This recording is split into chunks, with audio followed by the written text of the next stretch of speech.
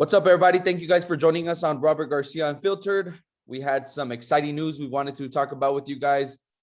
We had actually recorded for the show yesterday, but something happened once I started downloading the file that the audio didn't record, but it actually worked out perfectly because yesterday we had the announcement of Bam's next fight. Bam will be defending his WBC super flyweight title June 25th in San Antonio, Texas, against Srisake For Rungvisai.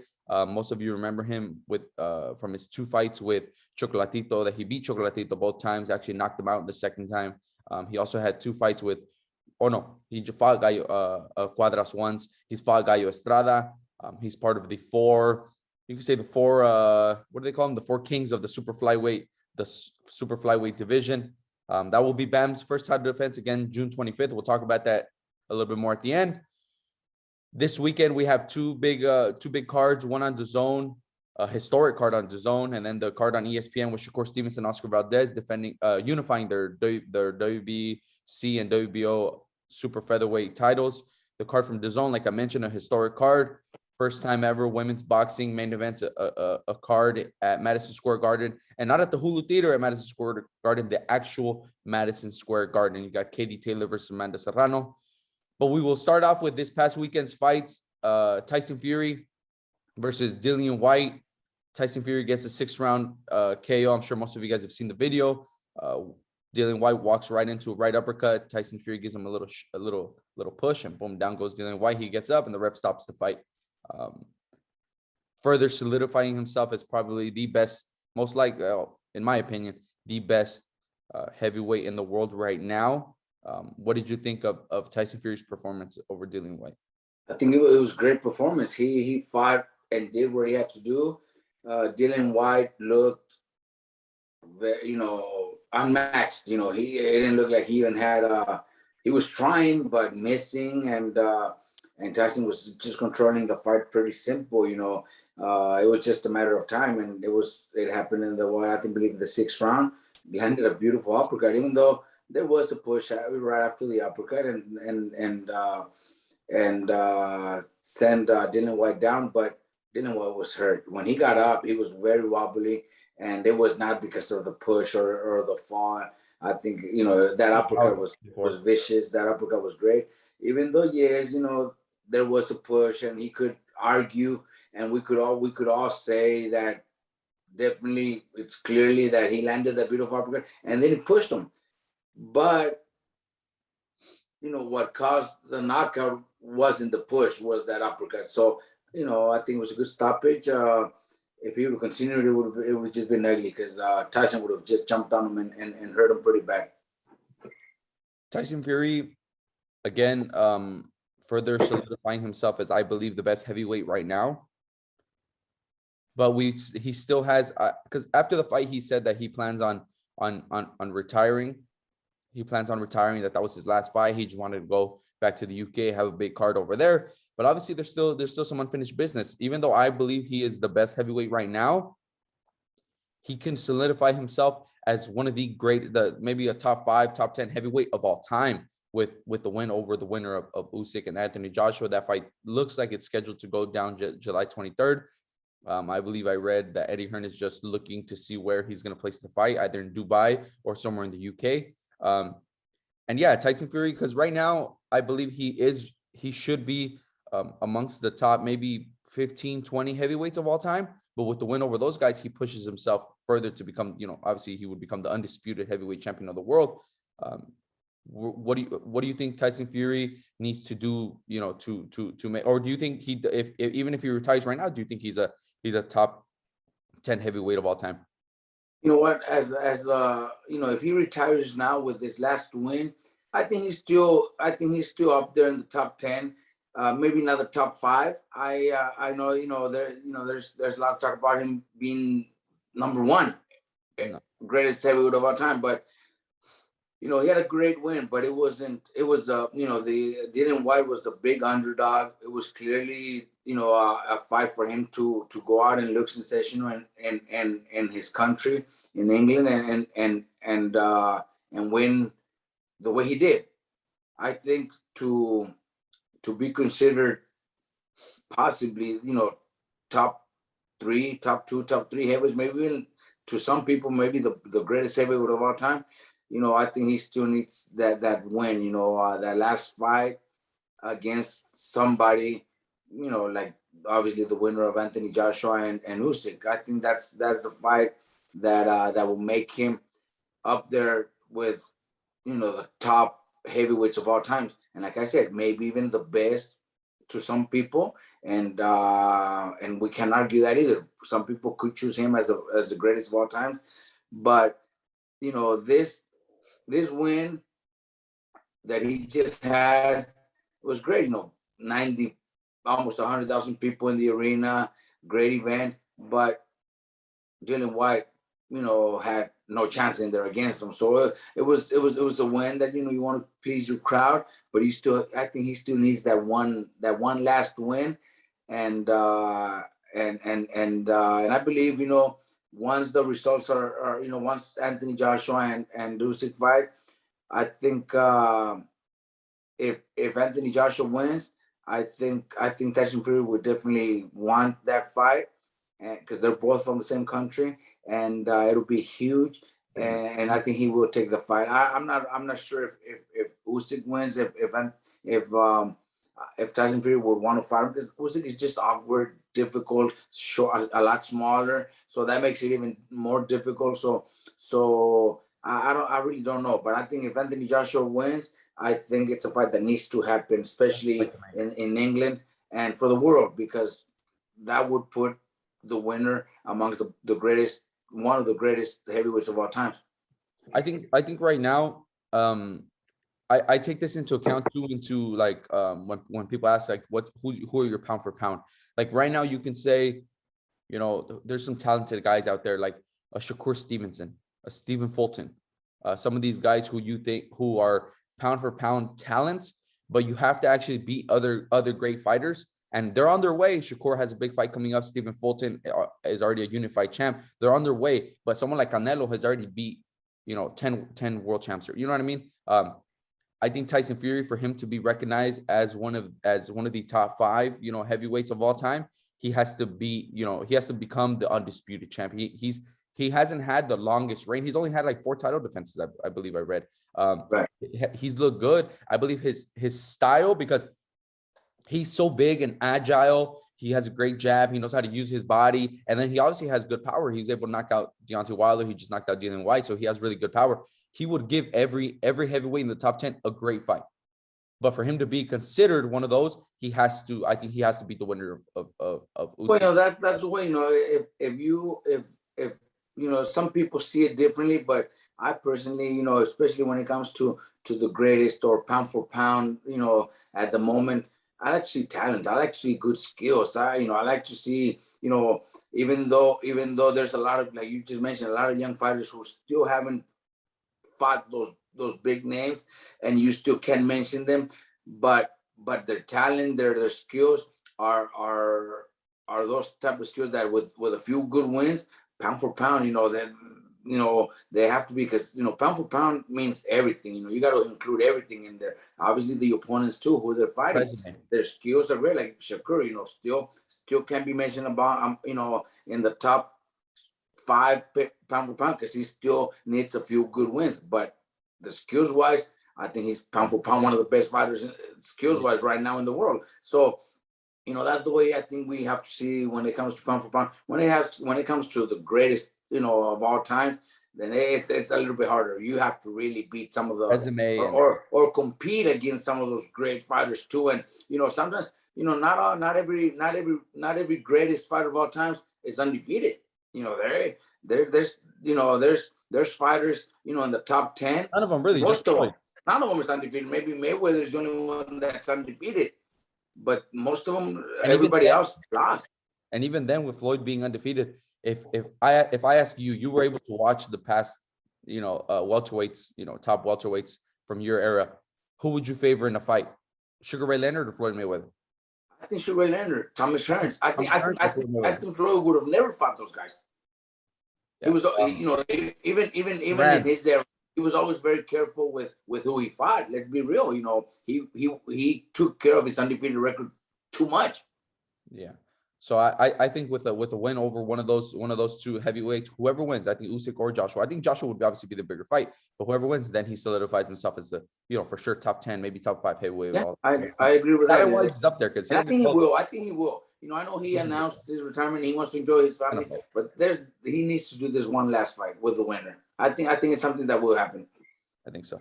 With that being said, before we get started on the fights that are coming up, I also briefly wanted to talk about this past Thursday. We also had a card.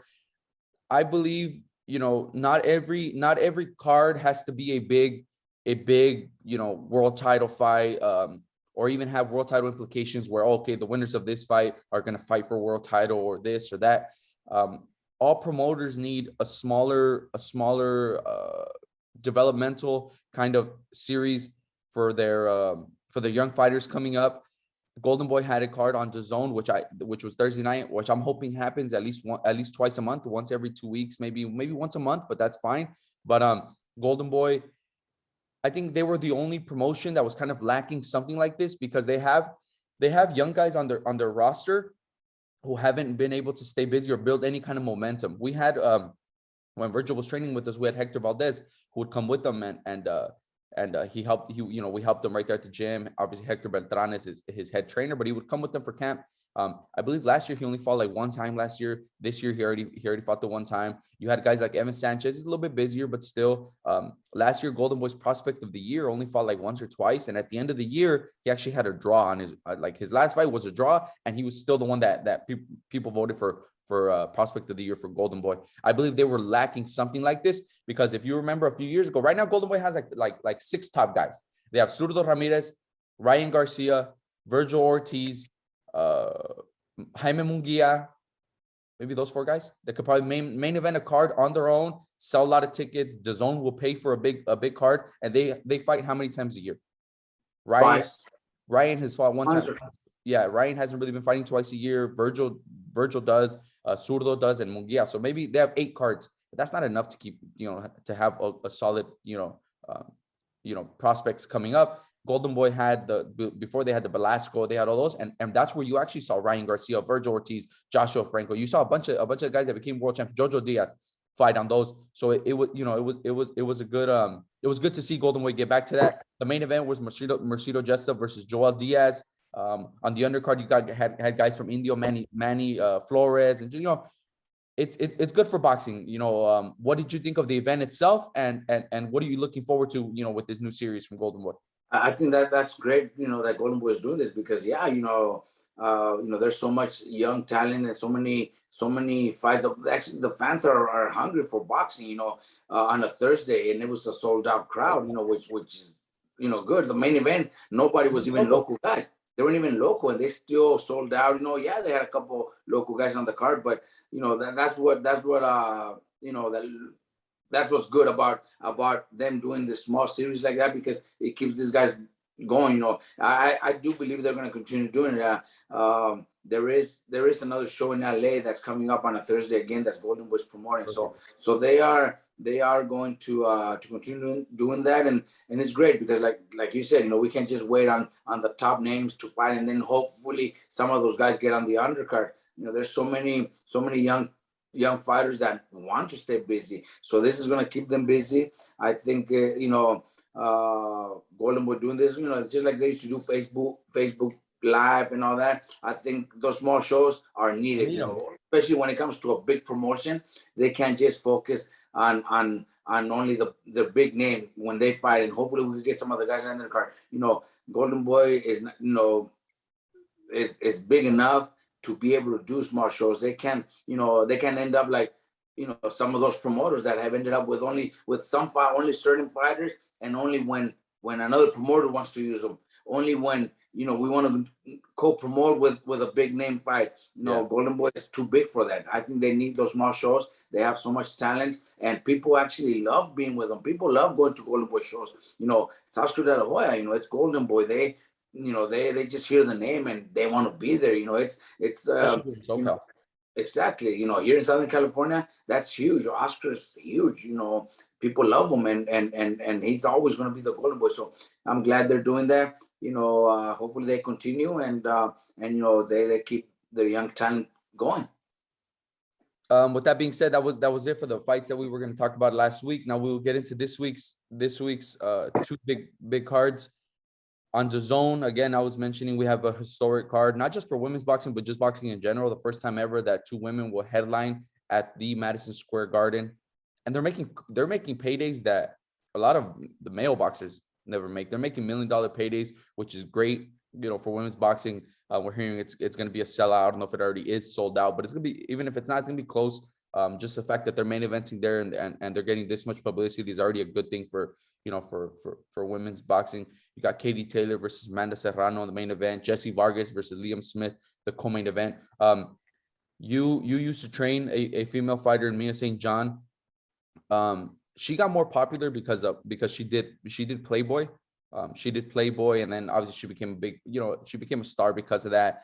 And you mentioned how you used to go to fights and people would want her to show up with their Playboy magazine, have her sign it. Now it's you know, women are being looked at more as just fighters. They don't need that outside, you know, they don't need to look good and this and that to be able to draw attention to their actual fighting. You're getting a lot of women.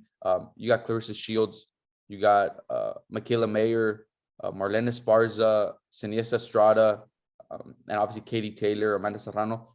A lot of women, Savannah Marshall in the UK, who could actually fight. They're not looked at as just attractions now. Now they're looked at, they can fight. And you know, what I wanted to ask you, since you worked with Mia St. John, you saw how it was back then and to what it's developed into now. Did you ever think it would get to this point? Because a lot of old school boxing people, they still don't, women, they shouldn't be fighting. What do you think of the development of women's boxing? Well, you know, it's great that, you know, in the last couple of years, women boxing has really made a big jump, and people are actually interested in following, because, you know, for many years that's the mentality of, women shouldn't be fighting, they shouldn't be in boxing, and I trained Mia St. John for early in the 2000s, I think 2006, somewhere around there, and we did a lot of fights. You know, we used to, whoever was promoting, they used to go to small casinos in the middle of nowhere, you know, states that have casinos and nobody even knows about, but people go to the casinos and they would hear, you know, Mia St. John. She was beautiful, she still is, you know, beautiful woman on Playboy. So most of the people there was guys with their Playboy magazine trying to get an autograph. So it was more of a, you know, just an attraction. Hopefully we could get Mia St. John's autograph and a picture with Mia. She was beautiful. She's a beautiful woman. But now, you know, they're fighting. You know, these girls are really fighting, and they all got skills. They got talent. So I think it's great for boxing. It's great for women boxing. And, you know, there's always been, like you said, the old school boxing, old school trainers might think women shouldn't be in boxing, but, you know, that's you know, that has to, you know, it's been changing and it's been getting better for women. You know, maybe we each have an opinion, you know, and in my opinion, you know, I did train Mia, but you know, it's very difficult to be in camp with one woman who trains with guys, who has to travel with guys, sometimes even share the same room because maybe promoters don't give it enough rooms, you know. So it's not easy. But you know, with this big promotions going on right now, Top Rank, Golden Boy, and I think every big promoter right now, Matchroom, you know, obviously everything's smooth and they take care of everything the way it should be, and it's great for boxing. You know, sold out arena, Madison Square Garden, man. That's just something that, you know, who would have thought we would see that one day? You know, it's hard to get a solid champion to sell out Madison Square Garden. These girls are doing it. You know, that's awesome, man. That's great. Yeah, the Madison just itself, like you said, any fight itself is hard to sell out at the Madison Square Garden. But I think every big promoter, I was thinking right now, except maybe PBC, I don't think PBC has Right, he might not. She doesn't have like a female that they're really pushing, because you have Katie Taylor that's with Matchroom. You have Michaela Mayer that Top Rank has, and they just signed another U.S. Olympian, Ginny Fudge, I believe, or I don't know if I pronounced her last name right. Golden Boy has Siniesa Estrada and Marlene Esparza. So everybody's has their, except PBC. I don't think Clarissa Shields is with the PBC. And you know what? Yeah. And I think it does attract us, because as you see, they go to Texas and they put a the women fight at the co-main event. Michaela Mayer just headlined her own show here in Southern California. So it is. I'm pretty sure the numbers are good. That's why they're doing it, or else they wouldn't be doing it. There was 20 years have gone by and nobody cared. Nobody really cared. Yeah. There was so much talent, in Mexico. Girls like Jackie Nava, who had tremendous skills, and never got the attention. Here in the United States, I'm sure we had so many girls that were so talented but never had that attention. Right now, it's great for women boxing, and hopefully it doesn't end. Hopefully it continues, because it's they're also working their ass off. They're also dieting. They're also sparring every day. So good thing that they're getting the attention, bigger paydays. Nice, everything is turning around in their favor. So that's good. Top Rank, like we were mentioning, they also have Michaela Mayer, who they've had headline a bunch of their events. I think they I don't know if they did it. I'm sure they did it on purpose, but I don't know how exactly it went down. But it's actually going to work out perfect on Saturday. I read that the DAZN main event with Katie Taylor and Amanda Serrano will be a lot earlier than the main event from Shakur Stevenson versus Valdez. So each main event will get its own time. They're not going to be competing against each other. So it's going to be perfect. Each main event will go on without the other one. And, I'm sure they worked it out, to make sure it's like that. So we don't have, the problems that we sometimes have with when it's a UFC pay-per-view against Canelo, you know what I mean? Stuff like that. So we'll be able to get, we'll be able to watch both main events without anything else, to watch. So that'll be good. But the other card Saturday night, which we will actually be at, we have Raymond Morataya on the undercard in an 8-round bout, fighting for I think it's the WBC USNBC title. It's a smaller regional belt. Start getting Raymond Morataya ranked in the, at the 135-pound division. I don't know if you want to talk briefly over Raymond and, what you expect from him this Saturday. Well, look, Raymond, as those that are starting to see him and recognize who he is, he's a very, very talented guy. One of the most talented guys in my gym. He's very accurate, very, very patient. Hits very hard, because from what everybody that spars him tells us is that he's one of the hardest guys. He's one of the hardest guys in the gym. He's just very strong. And his skills are unbelievable. His speed is great. I think he's one of the guys that, next fight, this fight's still an 8-rounder, but I think we're gonna move to 10s right after this, and he'll start, fighting guys that maybe are former world champions, or guys that are also ranked in the top 10. So he can start getting up there too. By the end of the year, he should be up there, and then hopefully sometime next year, hopefully get a title opportunity, because I think the kid can compete against any champion right now. I can't even mention it because he's only fighting 8 rounds still, but I think his skills, his discipline, his power is good enough to compete and maybe beat some or most of those lightweights, and people might think I'm crazy, but he's that good, just like we thought about Bam, and he went out and proved it. I think Raymond's gonna have that opportunity too, and he's gonna do the same.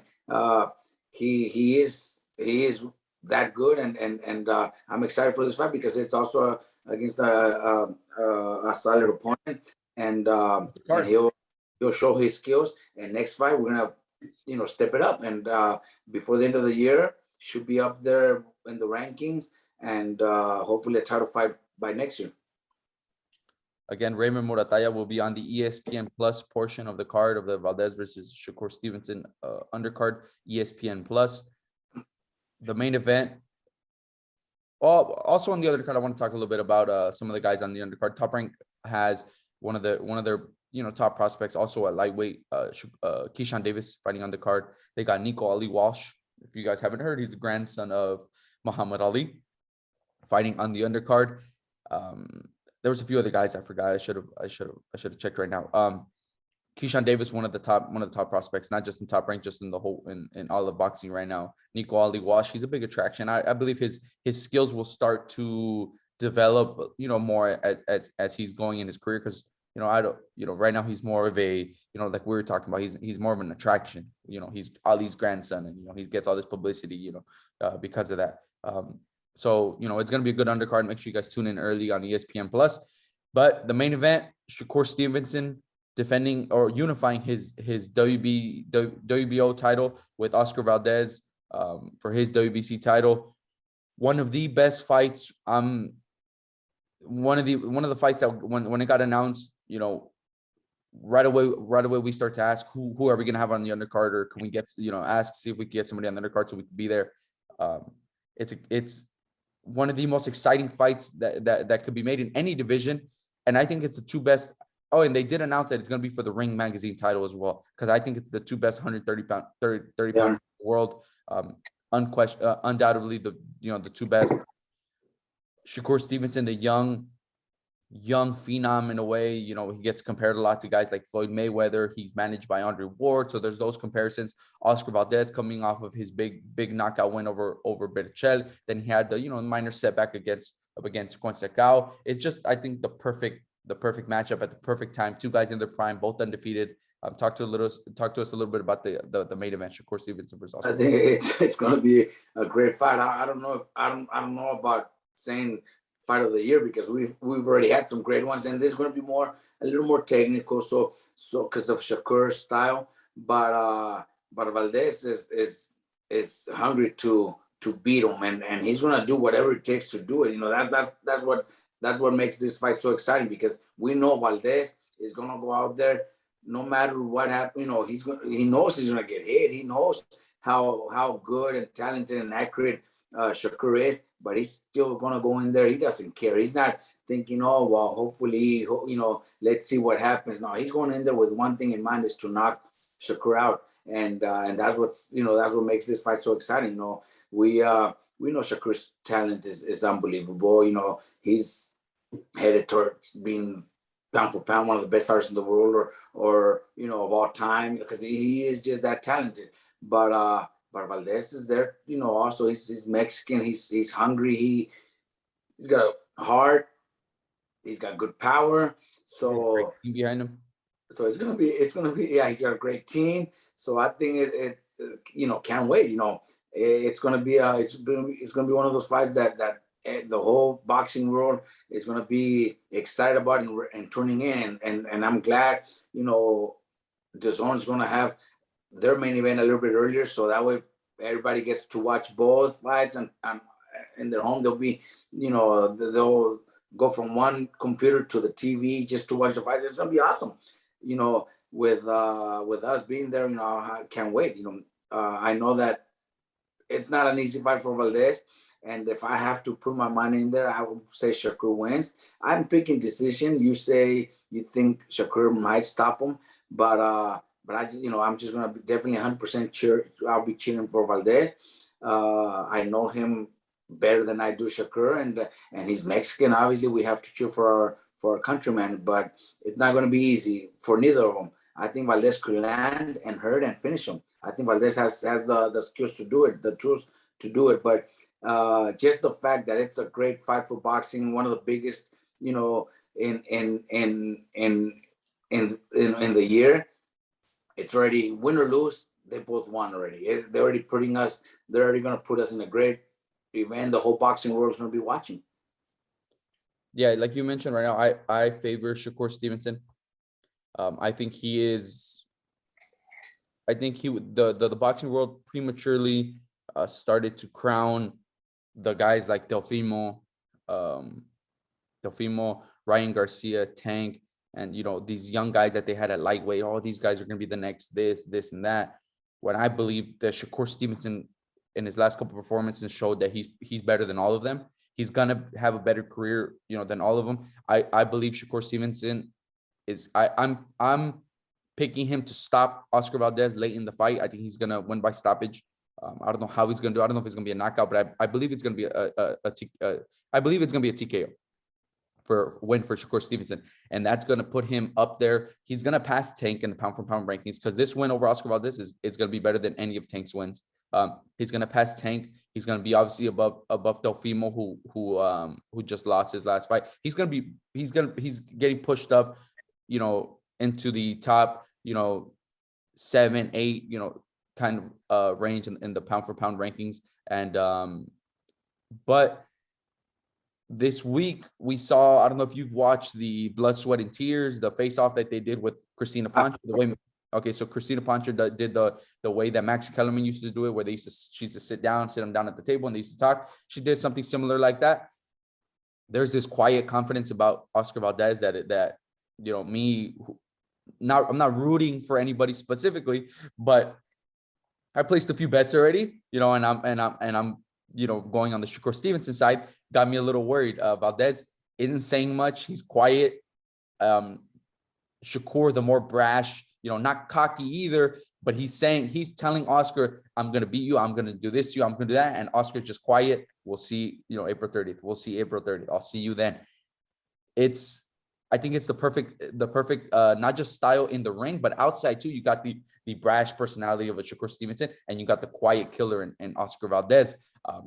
Those are the dangerous ones. Exactly. I watched Valdez, and I'm like, okay, like fuck, like I'm a little worried now. But again, I just think Shakur's that. I think Shakur's that great of a fighter. If either with either guy winning, I said that about Shakur, but Oscar Valdez, the same thing. If Oscar Valdez wins, he has to catapult into the top 8, for the pound for pound rankings, right? He should. Yes, I think he should. Maybe they're going to consider his last performance against the Brazilian, and they're going to, oh boy, his performance wasn't great. So they'll consider that, and maybe that won't put him in the top 8, maybe 12, 13. But a win against Shakur, we're thinking Shakur should be top 5 or 7. And if this guy beats him, well, then he should be up there too. Maybe not in that position, but somewhere closer to the 10s. Yeah. Shakur Stevenson, it reminds me early on, obviously not skill wise, not any not the way they fight or nothing, but early on, I was always I remember when he came out here to Southern California, they fought him at the Stuff Up Center, and his opponent really didn't do much, so he just won a boring decision, nothing spectacular in the fight, and he got booed. He got booed, in the arena. He's had other performances where he's doing what he does and just playing it safe or whatever. But his opposition wasn't really. I don't want to say they weren't trying, because that doesn't. But they weren't bringing the fighter, or they kind of just gave up early on in the fight. They're like, okay, I'm not gonna be able to hit this guy. I'm not gonna be able to. Let me just coast through the fight. So he had some early boring performances.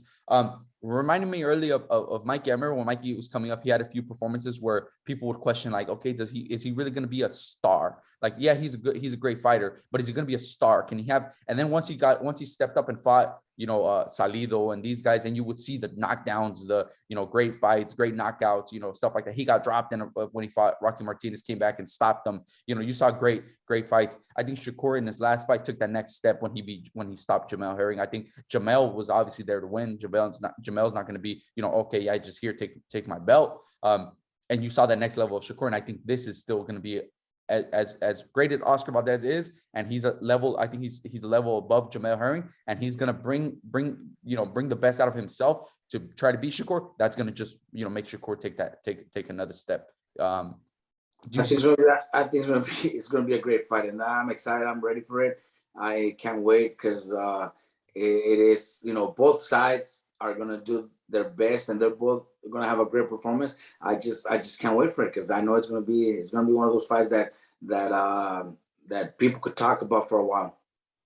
I'm wearing my snack t-shirt. Obviously, they're a big supporter of RGBA. That we have the Victor Conte and his whole team, that help us with the nutrition for a lot of our fighters. I've gone out there with Mikey several times to do like pre-camp kind of thing, where they get him ready for his fights with his strength conditioning, nutrition, do blood work, a bunch of stuff like that. I bring that up because I recently saw Terrence Crawford. I think last week was Shakur Stevenson's last week of sparring. Terrence Crawford went out there and sparred with him. He flew out to Vegas, did a few rounds with him just to help him out. From there, he took off to San Marcos. Is that where the snack is? San Marcos, San Leandro, one of those, yeah. San Marcos, San Mateo, something like that. And he flew out there. Now he was helping out Devin Haney at the snack. Devin Haney's at the snack facility. I thought it was really, really cool that someone like Terrence Crawford does something like that. He doesn't have a fight coming up yet that's officially announced, but he flew out to help Shakur in his last week of sparring to help him out with a few rounds. Then he flew out and then he goes over to snack to help out Devin Haney get ready for his big undisputed title fight against George Kambosos. So, right now that I saw the snack, just wanted to bring that up. I don't know if you saw it. What do you think about that? That Terrence Crawford is just, he's going and he's helping out the next group, the guys that are going to take over once someone like Terrence Crawford retires. You got Devin Haney, you got Shakur Stevenson. I don't know if you saw anything about that, but what you thought about. I didn't see anything, but Terrence Crawford is great, man. He's a great fighter, talent-wise, one of the best in the world. He's got. Hopefully, we get that fight that's come. That we all want against Errol Spence. If he's, he's all, from what I see or what I think, he's always staying in shape. I was taking care of his body, working out. So it could be one of those cases, but it could also be one of those places where he's already looking into where he could start camps. Maybe not a bad idea for him to go and stay over there with, at Snack for a couple months before training camp starts, like a lot of fighters do. Vegas, well, he's, his promotion, well, he's not there anymore. Right. Top rank. No, maybe he's went to see training camps, I don't know. He normally does training camps in Colorado, but I don't know. It could probably be one of those situations where he's going around to see where he could probably do training camps. Who knows? I don't know how close he is to Shakur or Devin Haney. They're both totally different fighters that I don't even know if they know each other or they're really good. They do, Shakur and Devin Haney. Yeah. Okay, well, if they're really close friends, and he's also, because he's the older guy, he's older than them.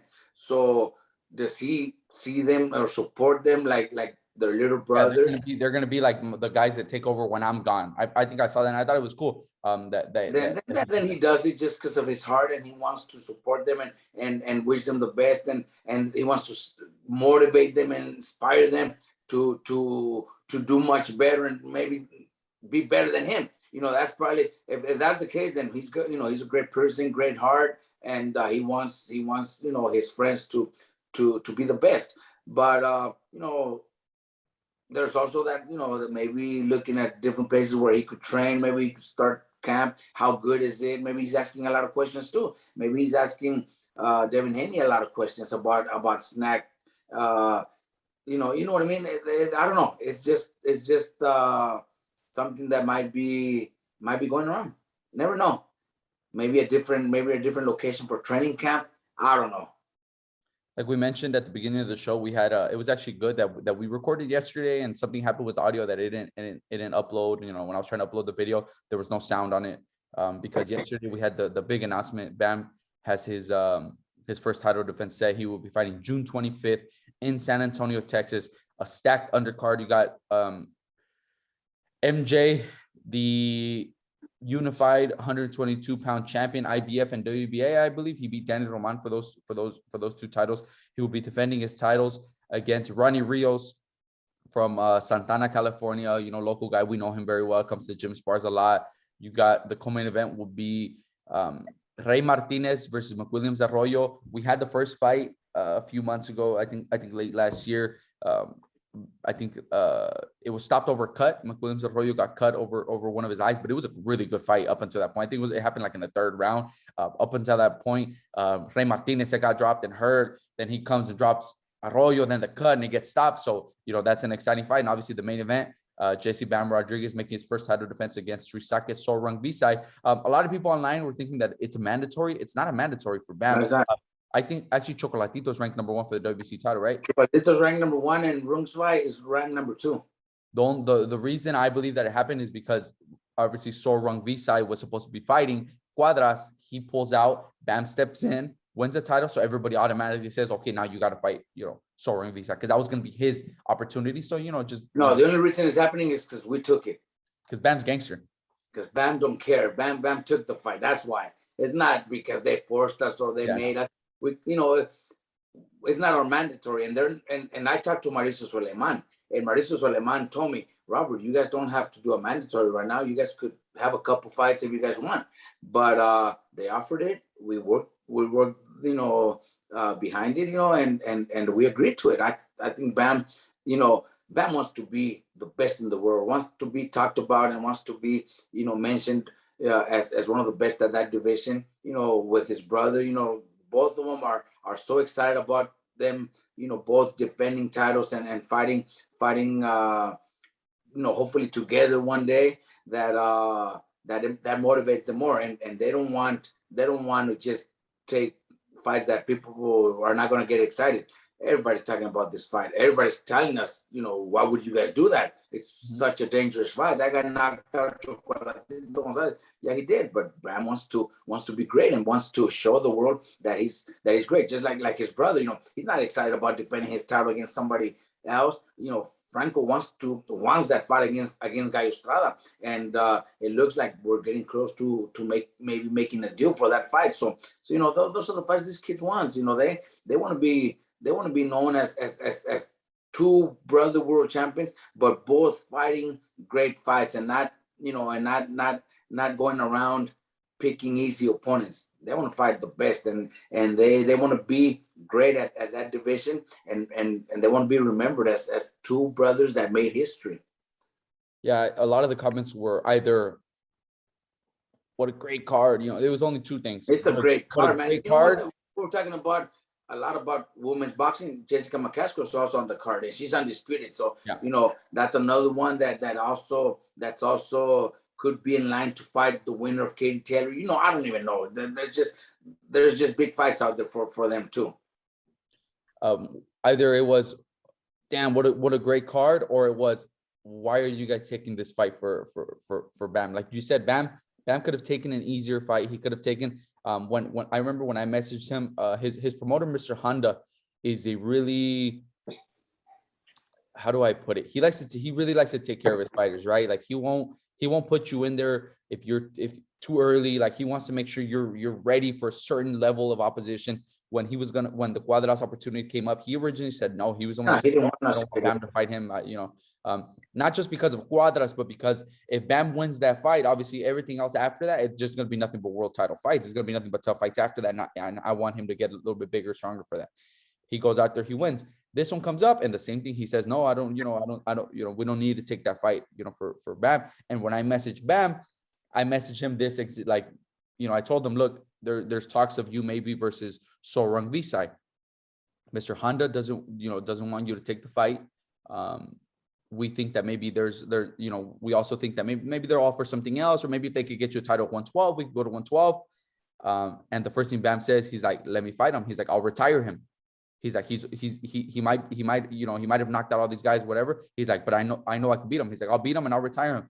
And I told him, I was like, look, when people ask you about the fight, just chill out. Like don't say yes, that's who I'm fighting next, because that kind of fucks things up. Just say, oh, Mr. Honda, obviously, my trainer Robert and Matchroom, they're gonna decide for me. Don't say that. But his first response was right away, let me get him. I'll retire him. I'll make sure he doesn't get another title shot after this.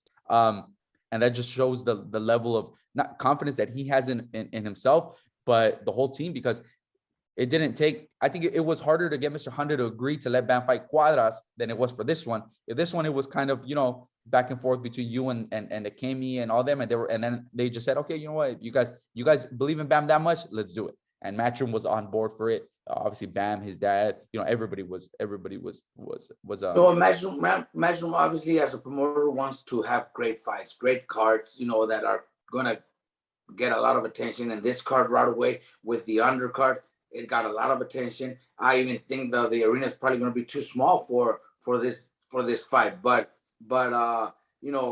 our job is to obviously also to pick the best fights for Bam. Mr. Honda protects his fighters and didn't want the fight, but you know, Bam wants to be great and wants to be remembered as one of the best, you know, smaller weight class, you know, fighters of all time. And I think he could, you know, this is, you know, he beating Cuadras was already a big step, you know, towards that direction. Now he fights this guy and everything goes well. And like he says, he retires him, looks sensational. Well, that he's already gonna be mentioned, you know, among those, you know. Then, you know, like so maybe we go down to 112 and fight for the title there, which is our plan. That's what we want. Like the winner of Martinez Arroyo, they're the co-main event. Exactly, fight the winner of those. Depend, maybe they'll want us to fight Chocolatito. I don't know. You know what I mean? It's just, you know, Bam. That's what Bam wants. He wants to be great and wants to be mentioned as one of the best. So, you know, we took the fight. Everything went good. The negotiation was great, and you know, we're glad Matchroom, you know, was able to put it together. You know, find the place in San Antonio to put the fight there. It's unbelievable. You know, we could have easily fight somebody else. With, like you said, it's not our mandatory. It's not our mandatory, and that's what a lot of people thought or think. But no, Chocolatito is actually number one, and Rungvisai is number two. And I told you, I talked to Mauricio in Dallas. I had a good little meeting with Mauricio Suleiman, and I asked him, look, this is a situation.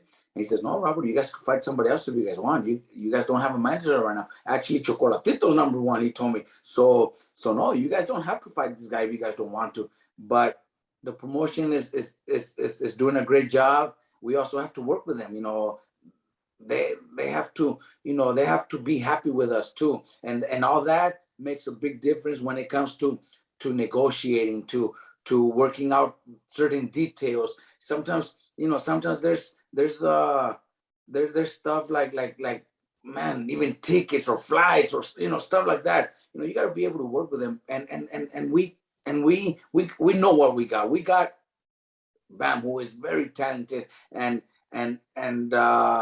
I think he's going to look sensational. I think he's going to go out there and perform and look sensational. So again, June 25th, make sure you guys, you know, we'll let you go. We'll actually keep you guys posted, because I saw that a lot too. People asking when the tickets go on sale. The arena is like around a 4,000 people arena. Right. Am was telling us that it's actually a new arena in San Antonio. So we'll keep you guys posted. Yeah, Roger told me it's like an arena for concerts. So it's going to be more like a theater type of an arena, I'm guessing. So yeah, I think it's actually for the card, you know, with Rey Martinez and you know, I think it's gonna be a small arena, man. I think it is. You know, then you have another world title fight at 122, which is gonna be a great fight too with Ronnie Rios. That's gonna be a great fight. You know, maybe there wasn't another arena available, and they just found this one. The Spurs aren't even in the playoffs. That shit's available. Yeah, but you don't know if there's so much things going on with concerts and stuff like that, you know, you never know. But you know, well, we're gonna be there, and we're gonna San Antonio's gonna show out. Exactly. San Antonio's gonna show up. It's gonna be a great event. We're excited. Can't wait. So again, we'll keep you guys posted whenever we get more information on the tickets. But yeah, that does it for this episode. I want to say thank you guys for tuning in. Make sure you guys like, share, and subscribe. We'll be back next week talking about the winners of the Amanda Serrano, Katie Taylor fight, and then the winner of Oscar Valdez versus Shakur Stevenson. We'll be out there in Vegas, so make sure you guys say what's up if you guys see us. Bam will be out there too. Bam will be going with us Saturday morning. So if you guys want, you know, want to see, he'll be at the Oscar Valdez versus Shakur Stevenson fight on Saturday as well. Again, thank you guys, and we'll see you guys next week.